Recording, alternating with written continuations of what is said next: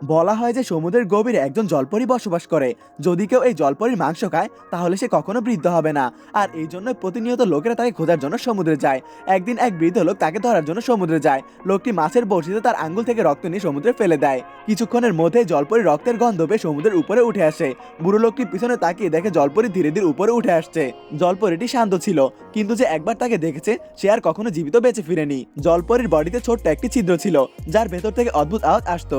যে কেউ সেই আওয়াজ শুনতো সে হিপনোটাইজ হয়ে যেত, আর জলপরি তাকে খেয়ে ফেলতো। বৃদ্ধ লোকটিও তার আওয়াজে হিপনোটাইজ হয়ে গেছে। এরপর সে জলপরির দিকে হাত বাড়ায়। সম্পূর্ণ ভিডিওটি দেখার আগে এখনই লাইক সাবস্ক্রাইব করুন যদি আপনি আপনার মাকে ভালোবাসেন, না হলে এই মাকড়সাটি আপনাকে কামড়াবে। মনে হচ্ছিল সেও মারা যাবে, কিন্তু উল্টোটা হলো। বৃদ্ধ লোক জলপরির হাত ধরে তাকে জোরে জোরে মারতে থাকে, যার ফলে জলপরি মারা যায়। আর বৃদ্ধ লোকটি জলপরীকে রান্না করে বাকি অংশ ঝুলিয়ে রাখে। এরপর লোকটি রেডিওতে মিউজিক অন করে আর খাবার খেতে শুরু করে।